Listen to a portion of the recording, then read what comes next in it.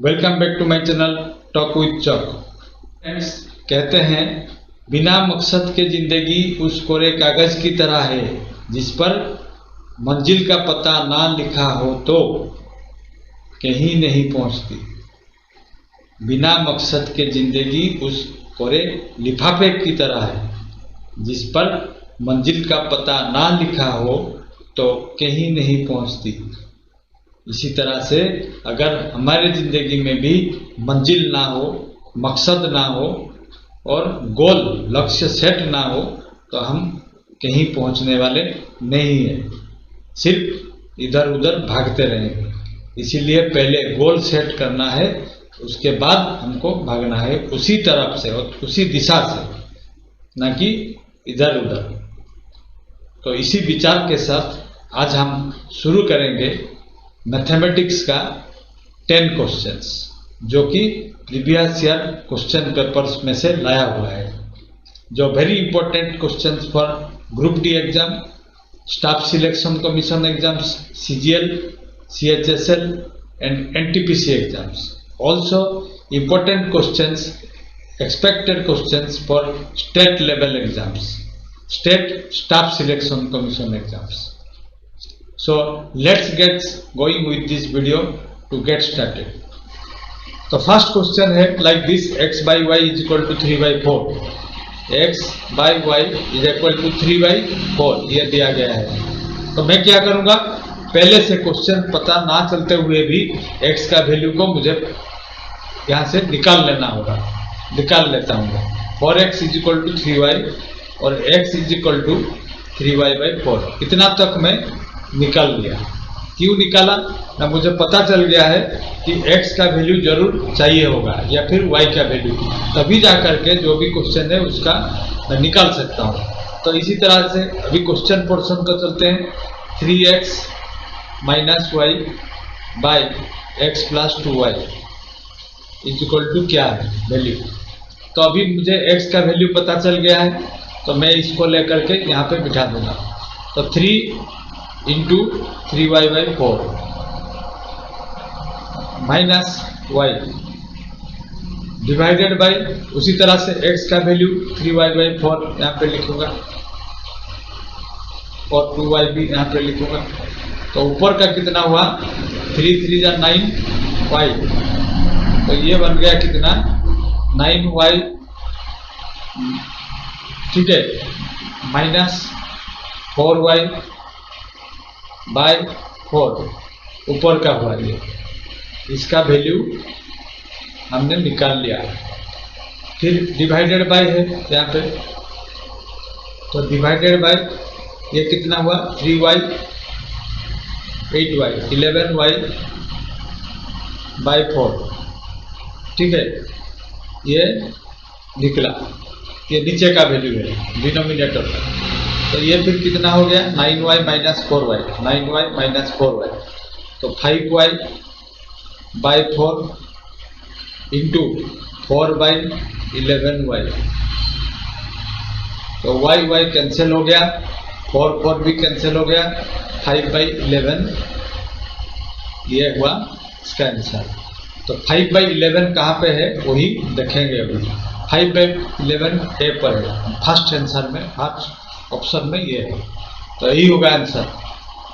Question number 2 यहाँ पे दिया गया है, if the side of an equilateral triangle is decreased bye 2 cm, it's area is decreased bye 11√3। तो equilateral triangle means equal sides, an angle having equal sides, it is called equilateral triangle. Her side समान होता है। तो इसका अगर हम कम कर देते हैं, सपोज एक साइड जो है वो S पकड़ लिया है, S, और ये 2 cm करके कम हो गया, तो ये बन गया S-2, ये बन गया S-2, ये बन गया S-2। तो एरिया का फॉर्मूला हमको जानना चाहिए। इक्विलेटरल ट्रायंगल का एरिया कैसे निकलता है, area is equal to √3/4 S², S का स्क्वायर मतलब साइड का स्क्वायर। तो इसका हमने ये निकाला, तो ये कितना निकलेगा, छोटा ए मतलब छोटा ट्रायंगल का area √3/4 into s minus a का होल स्क्वायर। यहाँ साइड क्योंकि s-2 सॉरी s-2 का स्क्वायर, यहाँ पे 2 लिए हैं हमने, s-2 s-2 s-2। तो ये दोनों का डिफरेंस कितना दिया गया है 11√3। तो √3/4 कॉमन ले लेंगे हम, ये माइनस ये, ठीक है। एरिया कम हो गया 11√3, मतलब बड़ा एरिया माइनस छोटा एरिया इज इक्वल टू 11√3। और अगर माइनस करते हैं तो √3/4 को कॉमन ले लिया हमने, तो ये बन गया कितना स्क्वायर माइनस, ठीक है, इसका स्क्वायर माइनस 4 प्लस 4s, ये कैंसिल हो गया। बाकी ये इक्वल टू कितना दिया गया है 11√3, यहाँ पे लिखा है, ठीक है। तो हम √3/4 को इधर ले लेते हैं, 4/√3 इंटू 4/√3 कर दिए, 4 को ऊपर रख दिए, √3 को नीचे, तो √3 कैंसिल हो गया, बचा कितना फिर 44। अभी यहाँ पे अंदर क्या है 4s minus 4 is equal to 44, तो 4s is equal to 48, s is equal to 12, मतलब साइड हमको मिल गया। एक साइड ये है, ये है, ये है, 12 12 12। हमको पूछा क्या गया है हाइट, हाइट मतलब ये इसको हाइट कहते हैं। हाइट कैसे निकलता है, डायगोनल का स्क्वायर माइनस बेस का स्क्वायर का √, तो ये डायगोनल कितना हुआ फिर 12, ये हुआ 12, ये हो गया 6, ठीक है। तो हम निकालेंगे अभी 12 का स्क्वायर माइनस 6 का स्क्वायर का √, ये कर देने से ये निकल जाएगा। आपको पता नहीं है तो देखिए यहाँ पे मैं कर रहा हूँ, ये कैसे निकलता है। ये सपोज a है, ये सपोज b है, a² माइनस b का स्क्वायर का √, तभी ये निकलेगा हाइट। तो इसी हिसाब से हमने ये किया, तो 144 माइनस 36 का √, दैट मीन्स 108 का स्क्वायर। इसको हम करेंगे तो 6√3 निकलेगा। कैसे निकालें 6√3, मैं आपको दिखा देता हूँ। 108 को हम फैक्टराइजेशन करेंगे, 3 में काटेंगे तो 36 निकला, ठीक है। 36 जो है ये 6 का स्क्वायर है और बाकी रहा 3, तो √है, तो 6 स्क्वायर से 6 लेंगे, बाकी 3 का √3 रहेगा, 6√3। तो ये हुआ what is the value of sin square theta by 1 plus cos theta plus sin square theta by 1 minus cos theta. ये देखते हैं, पहले क्या लिखा गया है, sin square theta by 1 plus cos theta plus sin square theta by 1 minus cos theta equal to कितना। तो पहले क्या करेंगे, ये ट्रिगोनोमेट्री चैप्टर भी आपको करना है। आप अगर रेलवे स्टाफ सिलेक्शन कमीशन का कोई भी एग्जाम दे रहे हैं तो जरूर ट्रिगोनोमेट्री को भी आप देख के जाइए, ठीक है। तो sin स्क्वायर थीटा का फॉर्मूला क्या है, मैं पहले वही करूँगा, 1 minus cos square theta by 1 plus cos theta, ये मैंने लिखा, ठीक है। फिर इसी तरह से ये भी करेंगे, 1 minus cos square theta by 1 minus cos theta, ठीक है। तो ये ऊपर का जो है ये कितना बन गया, फिर देखिए 1 का square minus cos square theta, तो ये एक फॉर्मूला है a plus B into a minus B, तो 1 plus cos theta into 1 minus cos theta, ये हो गया। तो इसी तरह से इसको भी हम लिखेंगे ऊपर का 1 plus cos theta into 1 minus cos theta by 1 plus cos theta. तो देखिए ये कैंसिल हो गया, बाकी क्या रहा 1 माइनस cos थीटा। इसी तरह से यहाँ पे कितना रहेगा, यहाँ पे वही माइनस है तो माइनस कैंसिल हो जाएगा, 1 प्लस cos थीटा रहेगा, तो प्लस 1 प्लस cos थीटा ये रहेगा ऊपर में। तो इसमें ये रहा, इसमें ये रहेगा। तो ये दोनों को अगर हम ब्रैकेट को खोल देंगे तो कितना बनेगा 1 minus cos theta plus 1 plus cos theta ये रहेगा। तो ये minus cos theta plus cos theta cancel हो गया और 1 प्लस 1 2 हुआ। तो यही होगा आंसर। ठीक है, तो आंसर कितना हुआ 2। तो पहले आपको ट्रिगोनोमेट्री का जो फॉर्मूला है उसको याद रखना है, नहीं तो आप ये नहीं कर पाएंगे। ठीक है, साइन स्क्वायर थीटा का फॉर्मूला अगर आप नहीं निकाल सकते 1 माइनस cos स्क्वायर थीटा तो ये नहीं हो पाएगा। ठीक है, देन नेक्स्ट क्वेश्चन पे चलते हैं। Question number 4। तो इसमें क्या दिया गया है, इसमें दिया गया है कि पावर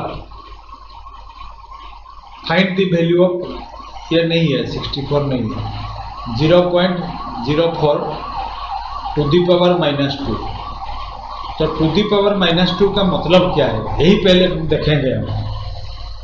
-2 का मतलब पावर में अगर माइनस हो, नेगेटिव हो, तो इसका मतलब ये हुआ कि इसका वैल्यू जो है 1/0.04 टू दी पावर 2 +2 हो गया। अभी पहले माइनस था, नीचे आ गया तो +2 हो गया।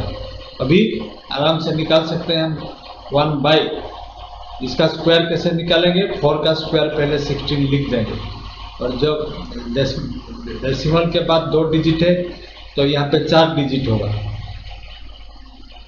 ठीक है, ये स्क्वायर हुआ तो इसमें अगर 2 होता है तो इसको स्क्वायर बनाने से 4 डिजिट आ जाता है। तो इसका मतलब कितना हुआ, एक में 40,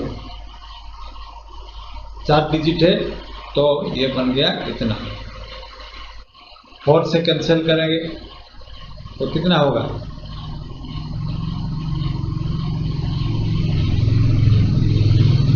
ये हुआ। इसको फिर से 4 से कैंसिल करेंगे तो सिंप्लीफाई करेंगे तो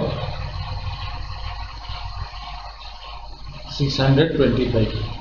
तो ये हुआ answer. What is the smallest number by which this number must be divided to make it a perfect cube? तो इसमें से कितना डिवाइड करेंगे, इससे कितने में डिवाइड करेंगे so that it can become a cube number। तो एक क्यूब नंबर लेते हैं, पहले मैं इसको समझाता हूँ पहले आपको। सपोज 64 जो कि एक क्यूब नंबर है, 4 का क्यूब। तो अगर 64 में 2 मल्टीप्लाई कर देते हैं तो ये बन जाएगा कितना 128। अभी पूछा जाएगा 128 से को किससे डिवाइड करेंगे so that it can become a cube number, it can become a cube number. तो हमको ये पता है कि 64 जो है ये क्यूब नंबर है, बाकी 2 को बेकार में इसमें मल्टीप्लाई किया हुआ है, इसीलिए मल्टीप्लाई किया गया है। तो इसीलिए हमको क्या करना होगा, फिर कैसे पता चलेगा, 128 का हम फैक्टराइजेशन करेंगे। तो इसको फैक्टराइजेशन करने से ये निकलेगा 64, जो कि हमको पता है कि ये 4 का क्यूब है। ठीक है, तो इसको लिखेंगे कैसे, 4 का क्यूब इंटू 2। इसीलिए ये जो 2 है ये बेकार में मल्टीप्लाई हुआ है, इसी को अगर हम डिवाइड कर देते हैं तो ये जो निकलेगा ये क्यूब नंबर होगा या फिर 4 का क्यूब होगा। इस तरह से इसको भी हम फैक्टराइजेशन करेंगे। 13,122 इसको फैक्टराइजेशन करेंगे तो कितना निकलेगा, ये होगा। और ये शायद 3 में डिवाइड होगा क्योंकि 6 + 1 7 + 5 12 + 6 18, ये डिजिट का सम जो है 18 हो रहा है, इसलिए ये 3 में डिवाइड जरूर होगा। ये हुआ। फिर इसको फिर से 3 में डिवाइड करेंगे तो ये होगा 729, जो कि 729 9 का क्यूब है। 729 9 का क्यूब है। बाकी जो नंबर हैं 2, 3 और 3 ये बेकार में इसमें मल्टीप्लाई किया गया था, तो इसीलिए हम इसको 3 × 3 × 2 मतलब 18 को अगर हम डिवाइड कर देते हैं, इसे डिवाइड कर देंगे तो ये एक क्यूब बन जाएगा। ये है आंसर, क्योंकि 18 × 729 = 13122, इसलिए ये एक क्यूब नंबर है, 9 का क्यूब है, बाकी ये क्यूब नहीं हो रहा है। ठीक है, तो चलिए number 6, next number 6, each angle of a triangle is decreased by 10 degree, then the ratio of the 3, ठीक है, ratio of the 3 resultant angle will be 6:4:5. So angle of a triangle decreased by 10 degree. Suppose this is a triangle and this is ABC, ठीक है, ये ABC angle है एक triangle का। तो इसको अगर हम 10 डिग्री करके हर एंगल को कम कर देते हैं तो ये कितने बन जाते हैं? एक बन जाता है 6x, दूसरा बन जाता है 4x, तीसरा बन जाता है 5x। 10 कम करते हैं तो, अगर नहीं कम करते हैं तो फिर कितना होगा? ये +10 हो जाएगा। तो a का वैल्यू कितना हुआ? फिर a का वैल्यू ये हुआ 6x + 10, ये हो गया 4x + 10 और ये हो गया 5x + 10। कम होने के बाद अगर 6x, 4x, 5x होते हैं तो कम होने से पहले कितने हुए थे? ये इतना था, ये इतना था और ये इतना था। और 3 एंगल का जो सम है, एक ट्रायंगल में 3 एंगल का सम है वो 180 डिग्री होता है। इसीलिए हम यहाँ से इक्वेशन को लिखेंगे 6x + 10 + 4x + 10 + 5x + 10 = 180 डिग्री। और ये 6x, 4x, 5x को मिला देंगे तो 15x हुआ, +30 डिग्री हुआ। 10 + 10 + 10 = 180 डिग्री। तो फिर 15x कितना हुआ? ये हो गया 150 डिग्री। 30 को इधर ले गए तो x = 10 डिग्री। तो x का वैल्यू हमको मिल गया। तो a को हमने कितना पकड़े थे? 6x + 10। तो 6x + 10 मतलब ये हो गया 70 डिग्री, ये हो गया आपका 50 डिग्री और ये हो गया आपका 60 डिग्री। तो 3 एंगल को हमको मिल गया, 3 एंगल्स। तो हमको क्या पूछा गया है? Find the greatest angle. Greatest angle मतलब सबसे बड़ा, 70 डिग्री। तो ये हुआ हमारा आंसर। तो ये होगा। तो नेक्स्ट 7th पे चलते हैं। A fruit seller purchase 20 kg of apple at 300 rupees. 20 kilo apples को वो 300 रुपया में खरीदा। Out of total quantity 2 kilo of apples were rotten, खराब हो गया था। तो 20 किलो वो लाया, ठीक है, और इसमें से 2 किलो खराब निकला। तो बाकी कितना बचा? 18 किलो। और इसी को बेचेगा जो कि 300 रुपीज में लाया है। तो वो क्या चाहता है? व्हाट प्राइस पर KG he should sell the balance quantity of Apple.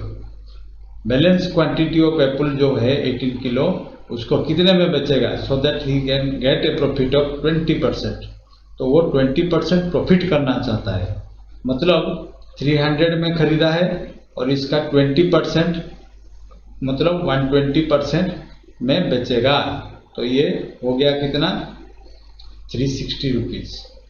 वो चाहता है 360 रुपीज में बेचने के लिए, ये कहा गया है। और उसके पास कितने किलो का एप्पल है? वो है 18 किलो। तो 18 किलो एप्पल को 360 रुपीज में बेचेगा तो पर किलो कितना हुआ? 360/18, 20 रुपीज पर किलो वो बेचना होगा उसको। अगर 20% प्रॉफिट करना है तो उसको 20 रुपीज़ पर किलो में बेचना है। तो ये आंसर है।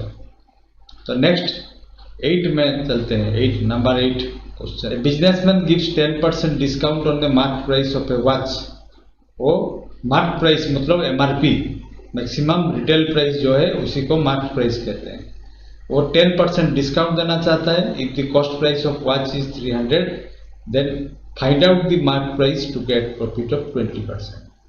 तो वो 20% में बेचना, उसको प्रॉफिट भी जरूरी है। तो हमको ये क्या करना होगा, वो CP जो है कॉस्ट प्राइस 300 रुपीज़ है, ठीक है, और वो 20% प्रॉफिट में बेचना चाहता है, मतलब 360 में वो बेचना चाहता है। लेकिन वो 10% डिस्काउंट भी देना चाहता है। मतलब ये कैसे करेंगे, फिर 100 लिखेगा, ये अगर MRP होगा तो सेल करेगा वो कितने में, 10% डिस्काउंट में 90 रुपीज़ में, ठीक है। तो 90 अगर बेचेगा तो 100 लिखेगा। इसको हम उल्टा देते हैं, उल्टा लिखेंगे, क्योंकि हमको चाहिए क्या, हमको ये चाहिए कि find out the mark price. तो जो चाहिए वो राइट साइड में लिखते हैं। व्हेन, मैं आपको समझाने के लिए ये लिख रहा हूँ, when SP is 90, MRP 100. When SP is 1, MRP should be 100 by 90. When SP is 360, क्योंकि वो बेचना चाहता है 360 में, तो कितना लिखेगा ये हम निकाल रहे हैं। 100 by 90 into 360, this equal to 400। तो वो 400 लिखेगा, ठीक है। ये एक प्रोसेस है। नहीं तो हम इसमें क्या कर सकते हैं, 90%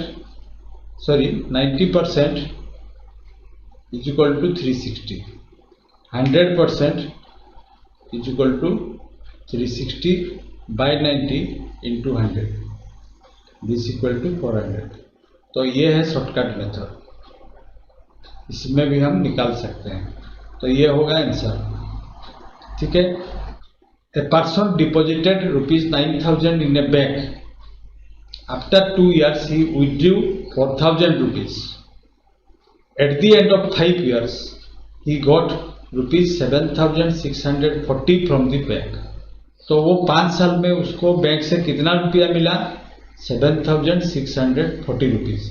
तो ये जो 7,640 रुपीज़ है, इसमें क्या क्या है, इंटरेस्ट है और उसके साथ प्रिंसिपल भी है। तो मिला करके वो उसको 7,640 रुपया मिला। और महंगा किया जा रहा है, फाइंड आउट द रेट। तो पहले हम देखेंगे, तो उसने 9,000 रुपीज़ 2 साल के लिए रखा था। उसके बाद वो 4,000 रुपया ले आया है, तो बाकी 5,000 रुपया 3 साल के लिए रखा था। तो इसमें इंटरेस्ट कितना आएगा और इसमें कितना इंटरेस्ट आएगा वो देखेंगे पहले, उसके बाद प्रिंसिपल अमाउंट को ऐड करेंगे, ठीक है। तो इंटरेस्ट कैसे निकालते हैं, SI simple interest PRT by 100। Principal है 9,000, ठीक है, और रेट हमको नहीं दिया गया है, T होता है 2 साल बाई 100। ये इसको मिला, तो ये कितना हुआ, 9,000, तो 180R ये मिला SI। और इसमें कितना मिला इंटरेस्ट, SI वही 5,000 into rate into time by 100। ये 2 जीरो को हम काटेंगे तो ये मिलेगा 150R। ये हुआ इंटरेस्ट। दोनों मिलाकर कितना इंटरेस्ट मिला, कितना रुपया मिला इसको, प्रिंसिपल 5,000 रुपया है वो मिलेगा, plus interest 180R plus 150R, मिला करके 7,640 रुपया। और ये पी कितना है 5,000, क्योंकि वो 4,000 रुपया पहले ले चुका है, तो ये जो पी है ये 5,000 है। तो 5,000 को ये बन गया कितना 330 आर इक्वल टू 7640। और 5,000 को अगर यहाँ पे ले आएंगे तो ये बन गया 2,640 रुपया, ठीक है। और 330 आर इक्वल टू इतना, 0 को हम काटेंगे तो ये बन गया इतना। तो आर इक्वल टू कितना फिर 264 डिवाइडेड बाई 33, ठीक है।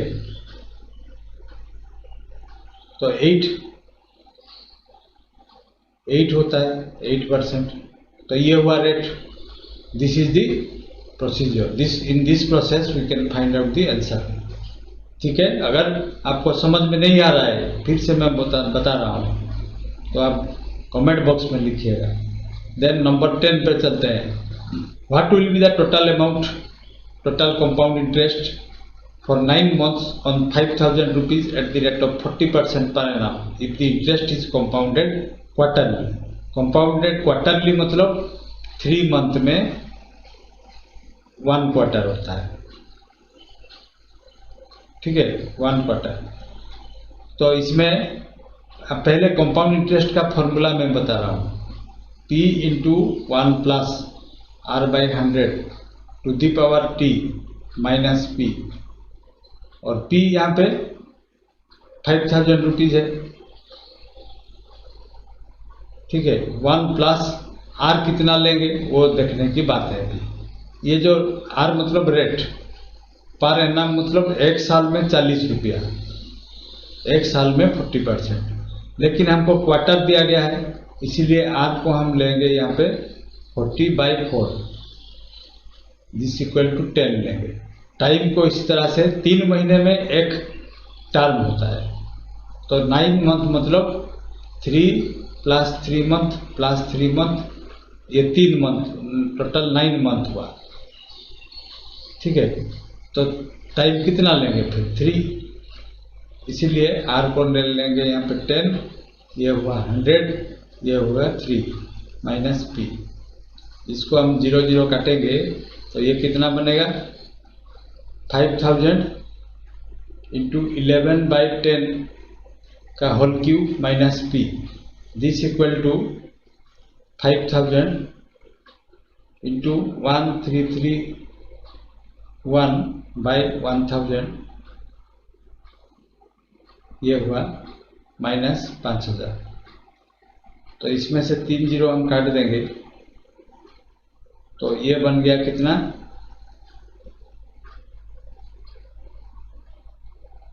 6,655 रुपया माइनस 5,000। तो ये बन गया कितना, ये 1655। ये हुआ इंटरेस्ट, मतलब यहाँ पे है आंसर, ठीक है। इस तरह से हमको इसको करना है। तो चलिए चलते हैं, आज के लिए इतना ही। नेक्स्ट वीडियो में हम आएंगे फिर best 10 question for railway staff selection and other state government jobs.